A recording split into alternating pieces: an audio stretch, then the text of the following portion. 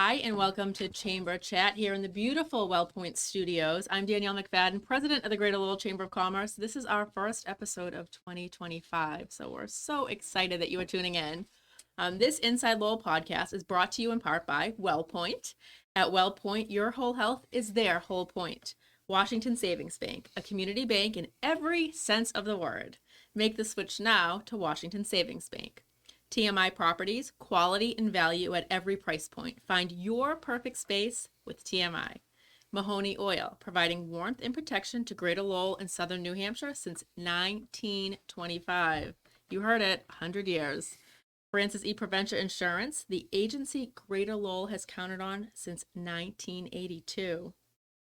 Real Estate, Ray Booten, licensed real estate agent and appraiser in Massachusetts and New Hampshire. And by the Massachusetts Pirates, bringing the action and excitement of arena football to the Mill City. Reading all of these businesses that have been around for so long, it reminds me of how my children tell me that I was born in the 1900s. So these businesses have all been around since the 1900s as well. And we just want to thank a few of our premier partners at the Chamber, Platinum Partners, Enterprise Bank, Wellpoint, Mass Hire Greater Lowell Workforce Board, and Capital Analytics. But enough about them and me. I'm so excited to have our guests on. First guest of 2025, we have Paul Gymziak, founder and president of Dramatically Incorrect, and Colin Langford, business owner at Manifest Realty and Showreels. Well, reality, sorry. Manifest Reality Showreels. I butchered that one because I told them that we don't edit and we go straight through. So that was on me. But hi, guys. Hello. You both walked in with an iced coffee. Yes, we I'm did. like, that is like, couldn't get more New England than that. No. It's like, what, 20 degrees out today? Mm-hmm. All right. So you're here to talk about an exciting project, Yes. Whispers, a film that you guys are doing. Yeah. So can you talk a little bit about, give us a film overview, talk about the cast and crew, and then we'll get in, dive in a little bit deeper. Yeah. So Whispers is a new nightmare about you describe it. It's about a young woman who comes from a tragically divided family. So she's a bit of a recluse and just trying to find her way in the world. And without giving away too much, after a violent incident, she has to clean up a mess. And in cleaning that mess up, she reaches back out to her mother. Literally in the script, she's the mother. So, Wow. yeah, so she reaches back out to her, and, her mom just has these, she knows how to clean stuff up. Like, we can see she's rich, we can see she's powerful. And through this character, Emily, we start to unravel what really happened to the family, and we discover some more darker secrets of her lineage. The true nature. She's got a pregnancy that she's dealing with, and it's developing at a very, very fast rate, alarmingly fast. So she starts to uncover some really dark details about why that's happening. Yeah. So what inspired this storyline? And what are your roles in this film? So the storyline is a story that I came up with, but ended up being tweaked when I showed it to Colin to make it more, because I don't know nothing about writing movies at all. So it's like, here's my pitch. What do you think? And he was like, I'm going to put my project on hold. How invested are you? And I was Wow, because the story was so compelling. Yeah, there was we met at the salon. I was gonna ask how you got uh, connected. Yeah, Stephen Foster. Shout out Stephen. I feel like I should wave too. Hi, Stephen. Yeah, we love you, Stephen. We're thinking about you, man. Love you. Yeah, so he connected us, and I live 2 towns over, so I just came down. I was like, hey, let's chop it up a little bit. Awesome. Some buffalo chicken. Yep, buffalo chicken. We should all get pizza, by the way, at some point. Yeah, so we just started talking about, movies and, stuff that we wanted to work on and things like that. And, maybe 2-3 days later, It was like what, 3 in the morning? Yeah. No, I'm just kidding. No. It was no. He's We, like, no, it was 2:30 in no, the it's morning. 3:30. I sleep by 3. But yeah, no, Paul shot me a message, and we were just really excited about everything that we talked about. And he's like, I got this idea that I've been chipping away at for a while, and we just jumped on a Zoom call and started breaking it down. And I just kind of worked a little voodoo magic on it. I was like, here's what I would do. Yeah. And then we just kind of kept working at Amazing. it. Yeah, and it just unfolded into something that we were both really excited about. So. Yeah. Is there any like personal experience or local stories that helped you come up with this idea and craft this idea? No, it's just horror movies are huge, Mm. but a lot of them tell the same story, and I like things to be. You do? I That's do. a shocker. I do. I don't want to watch a movie where I can tell what's going to happen Yes. next. I want to be surprised. So I wanted to figure out how to do that. When Stephen Foster introduced us, which he's from California, him and his husband are actually writers as well. They write musicals and plays. We've actually done a couple of them, like Deep Analysis and The Green Room. So it was pretty cool. But like once we were introduced, because he wants to learn more about the theater side, I want to learn more about the Yeah. movie side. So it's a great combo right here. But to have him like be so excited about something that I was really excited about, it's great. it changes everything. There's nothing like watching a movie or a show where you're like sitting with somebody and watching it and you're like, what do you think's going to happen? And then you both have your theories, or at the end, you just can't stop talking about it because you talk about like the different twists and what you thought was going to happen and just being thrown a loop. Yep. Great. What's your favorite horror film? Question for I am the type of person that I put on, like, if it's blood and stuff, I'm like, ah. So I'm like pretty generic in the horror films that I've seen. So yeah, I don't. But I'm definitely gonna see this one. So I'm not a huge fan of. I think of a lot of, just to piggyback on what Paul was saying. I think a lot of. And listen, I know everybody has their different tastes and what have you. But I just something about, there's a lot of, pardon the expression, but just gore porn out there. Mm-hmm. That's a great And it's just there for shock value, and if that's your flavor, great. That just never definitely really, not my flavor. It just was never all that compelling to me. And when Paul first showed me just the outline of what he was trying to do, there was a lot there where there's supernatural elements and some, got my like spoiler free thing going here, but there's a lot of dark stuff that happens, but if you strip that away, you still have a very powerful drama. Like if this wasn't a horror, it would still work. I think all the great horror films do that. Would you call it like a psychological thriller? In some ways? You could. It has like ingredients of a psychological thriller, yeah. But for instance, one of my favorite horror films is Hereditary. Have you guys seen that? No. I feel like I need to just binge watch a bunch of horror films this weekend. Yeah. Oh, so like, what was the last good horror film you saw? Oh, I don't know. I mean, I'm embarrassed to say, like, I've seen Scream. Like, I mean, I haven't seen a lot of horror films. But if you take away like the boogeyman, or like the supernatural stuff, there's still like Hereditary, for instance. It's still about a family that's dealing with grief. Which is relatable to everybody. Yeah, so that still works. So when Whispers was, we were putting bricks together and building the foundation of that, there was a lot of through lines of, the fears and the uncertainty of parenthood, becoming a new mother, a single mother, right? And all the outside voices that want to have a say in what happens, right? And ideas of finding your own voice and finding, something to stand on and finding identity in, what you're willing to do to protect your kids, and then you funnel in all this other stuff, and that just makes it a pretty wild roller coaster. Congratulations. I mean, it just... We're very proud of this. Is there a unique or unexpected element you're planning to incorporate? It sounds like the whole thing is it's a unique and unexpected elements to it. Unique and unexpected elements.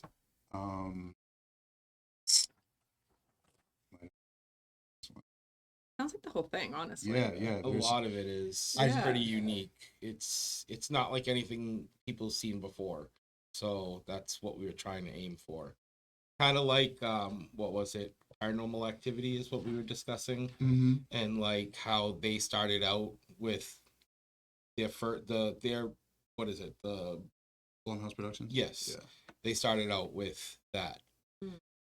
and it was big. It was a success. Yeah. Because it was different. It wasn't like anything out there before. So, we're trying to Emulate that to some degree. Yeah. Yeah, I would say I can't swear by who said this. I've heard a number of sort of different interpretations of this, but I really appreciated it when I heard it. It's when the movie's over and the credits roll, our job's done.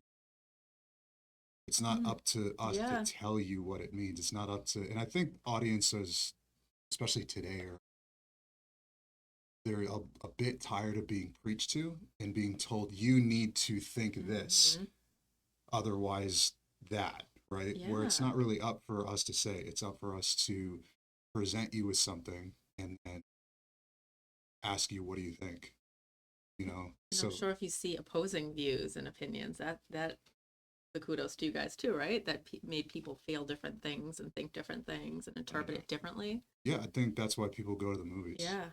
Is to experience well, I mean, that's shifted a bit, but So I think, what's the shift? Talk about that. yeah, I mean, obviously the pandemic didn't help that at all, but so there's a few things to unpack. I think there's definitely some agency with streaming. There's an attractiveness to, because when you go on streaming, what is it? It's my shows, my favorites, Right. my playlist.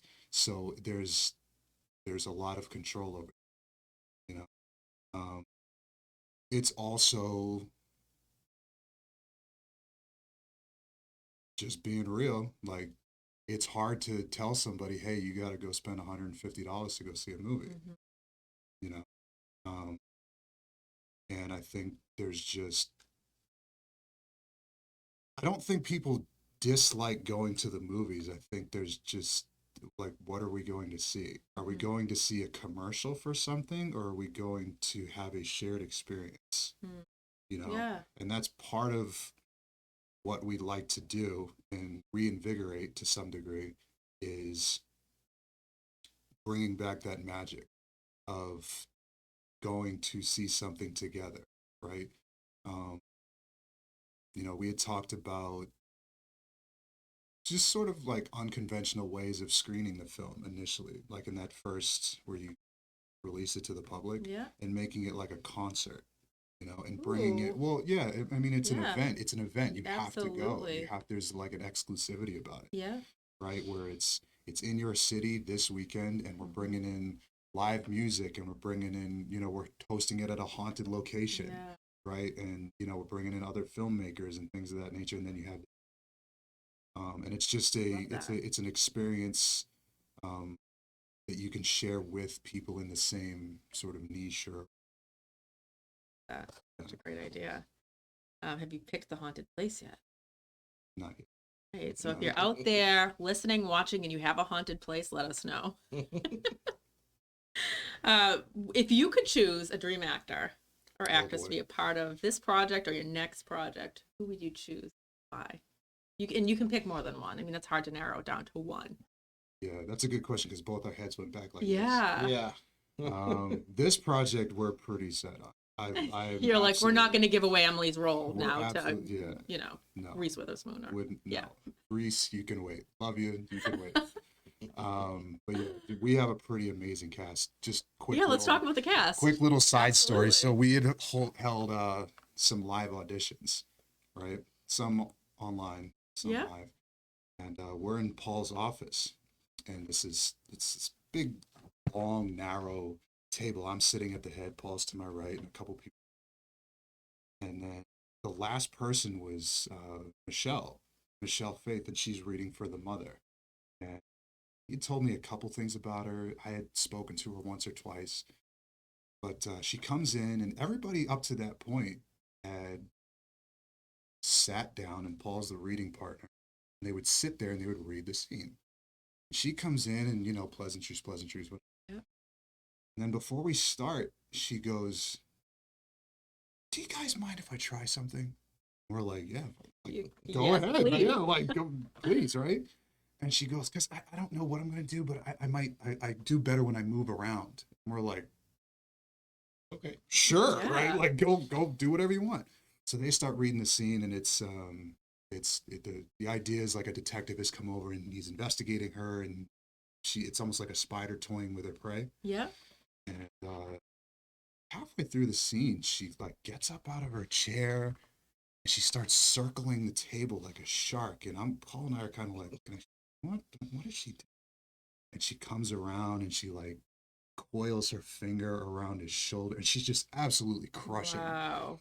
And then, she finishes with this deadly monologue and then end scene, and she looks at me and she goes, "How was that? Was that okay?"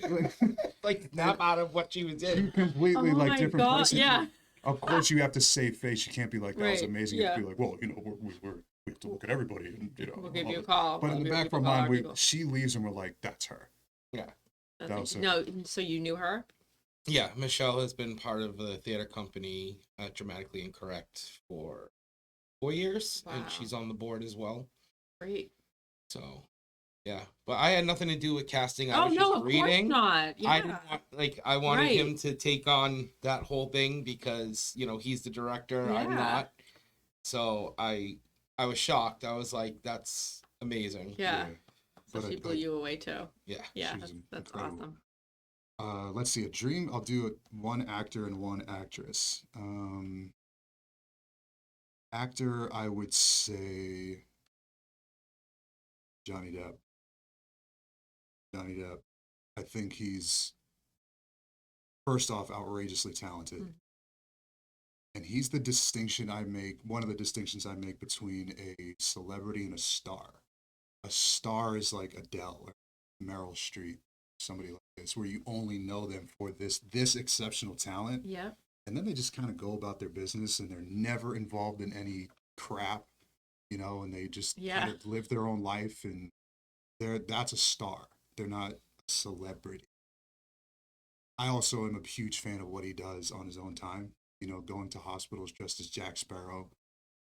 Yeah, that's incredible. And what's crazy about that is most of the videos you see are like candid camera.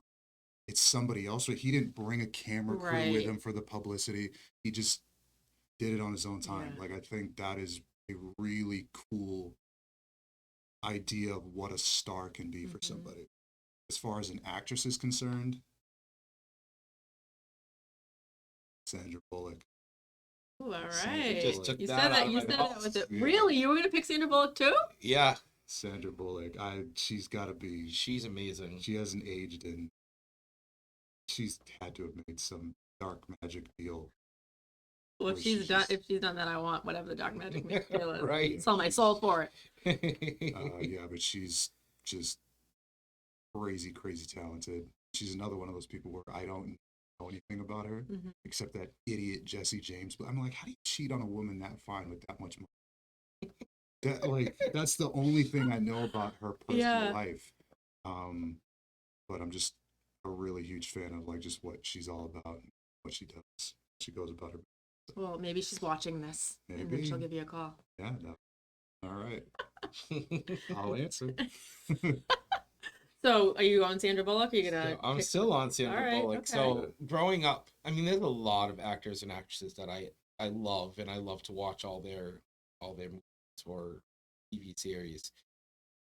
But Keanu Reeves That's yeah.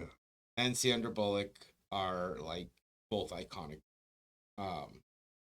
First movie I saw with both of them in it was Speed, and that had my heart racing the whole time.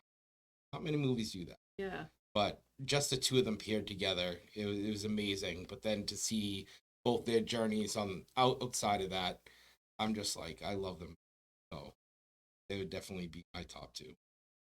Keanu's another one of those dudes who he was my second.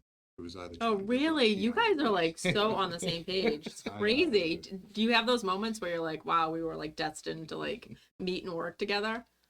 This might be one of them. Yeah. Oh my gosh. I'm like, I'm I'm just experiencing it like, from and the it's outside. like, and it's always you hear it from other people. It's other, Yeah. like, you know what I mean? Yep. Like other people are saying what a joy he is to work with. He has no ego. He just shows up. He treats it like a job.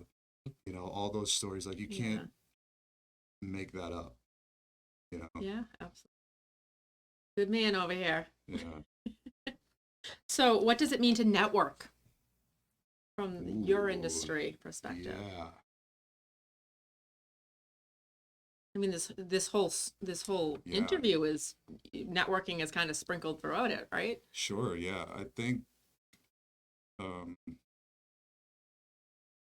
s- Networking's hard. It's difficult because I think people hear that word and think it's, oh my God, what am I gonna say about myself?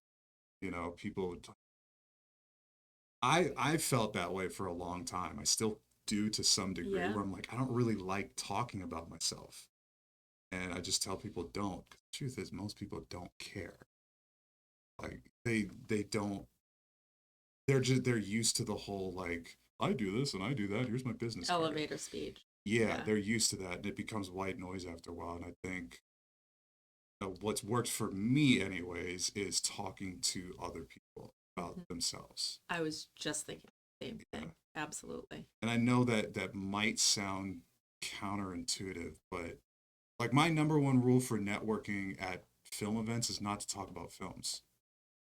I don't talk about Because everybody movies. else is, right? Everybody's so, like, talking about yeah. film. There's all these clicks Yes. like, I like this film and I Yeah. don't like that film. And Yeah. I'm like, yeah, but they still got made, didn't they? Right. They still got Yeah. made. Probably because of networking. Probably because of networking, yeah. And it's like you never know. People say, "Oh, it's all about who you know." I'm like, well, to some degree, but you, um, like, I think a lot of people look for cheese in a rat race, and it's like Mhm. just go to the supermarket. Like you don't have to go to some glitzy glamoury thing. You never know who's who. Right. And if you just like, I'll talk to people about their shoes or like, hey, is the pizza good here? Yeah. And they'll usually remember that because they're having like a regular A conversation. real conversation. Yeah, right? well, it's Yeah. like, so a phrase that I heard as a kid that I didn't understand was when people said social batteries, where they were like, I gotta go home yes, and charge my yeah. batteries. I'm like, I'm 9 years old. I don't have batteries. What are you talking about? But I think where that comes from is when people are in social situations and they say like, they just have that like, I need to get away from this. Yeah. I need to, and I think because there's probably off the top of your head, you could probably name like 3 people you could spend like 8 hours with. Yeah, and it doesn't just feel like, talk and it doesn't feel like 8 Boom. hours. So it's not a time thing. Right. I think people get exhausted playing characters Yeah. where they feel like they have to say a certain thing and be a certain way, and that gets exhausting. I think that's why people shy away from networking. Okay. That's just my Yeah, take on it. and there's my introverts and extroverts too. Like I know people that like Yeah. they go, they do what they need to, then they have to go home. Or I'm like when I'm in a crowd, and even if I don't want to go somewhere, like oh I don't feel like going there. And the second I walk in, I'm like hello, and all of a sudden I like get all of my energy just by like being around people. yeah. But I'm also like not the type of person that feels like I need to say or do a certain thing. So I'm Right. not like in a character role, Yeah. So maybe that's a part of why it doesn't exhaust me. Right. Are there any like huge networking tips that have worked for you? I was gonna say the same thing that you said in terms of like asking people about themselves, connecting people. So if you know 2 people in a room saying, "Hey, have you met?" and kind of connecting them, and then just asking people like, "Is there anything I can do to help you?" Once you have a big enough network, and I'm sure you do within your industry, then if somebody's looking for somebody for lighting or for sound or for whatever it may be, they can go to you for that. So then you just become the go-to person. So you don't have to go to people. They start coming to you. Right. Yeah, that's a great question. Is how can I support you? Yeah. And Or it's a great way to follow up with somebody too. If you walk away from that person, you have their business card, and then you're like, oh, you know what? I should tell them about the pizza place up the street or a town over, and then you could email them and say, it was great meeting you. Oh, you have to try this pizza. Sometimes, or it's just as simple as that. Or remembering somebody's kid's name, or just making them feel like you actually heard them and listened to them. That's you read my mind because I was going to talk about. I think a lot of times people have, and I've fallen, like you realize you're like doing it, right? Because you have these things that you have all this information that you want to get out, right? So you're trying to think of what I'm going to say, when I'm going to say it, how I'm going to say it, that all these like, that you're not hearing the other person. you're not listening to the other person. And it's not because you don't want to, it's because you're just like, and it's the worst feeling in the world Yeah. because you realize they've been talking to you for 2 minutes Yeah. and you don't know what they're saying. And I think what people run into is they're not listening, they're just waiting for their turn to speak. Right? Yeah, that's And very valid. If you are, I describe myself as a conversational point guard, right? Or a quarterback, Yeah. right?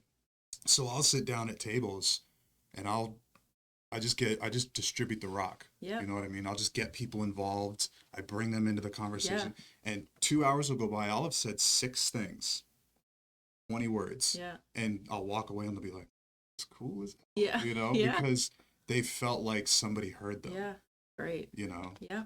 So if that resonates with anybody. Yeah, I would say definitely does. One thing that we do at our events, if we don't have like a huge crowd, is we do an icebreaker. And we do it at board meetings as well. So it's fun. So I always think of something like completely, well, I try to think of something like a little wacky. And people get into it because they like to share about themselves, but it's also like something that you remember about somebody. Like at our annual meeting this year, we introduced our board and I had them all share a fun fact. So it was like one person like got locked in a safe her first week working for a bank, and one person was a Jeopardy champion, and then people remember that stuff too. Yeah, I think it must be comforting too for them because they can go, okay, I don't have to be on. Yeah, yeah. You're facilitating it to some degree for them, which is helpful. Yeah, great. That's a great subject. Oh yeah, That's a really great So subject. in you talked about not having to go to these big industry events or be feel buttoned up and all that, but now with online too.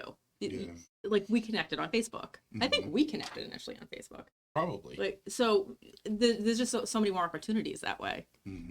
And you could reach out to somebody that you might not have the opportunity to go, walk across a room and shake hands with, or maybe you're too intimidated to through online to do that. Yeah. I've learned a lot from Colin, like with the networking side of things, because when he first met me, I probably just did this the whole time, and I don't even know what's coming out of my mouth. Like when we met and we had the meeting in there, I kept saying, I hope I'm selling the point or whatever. I was like, I'm bad at words sometimes, as you can see right now. So I just talk.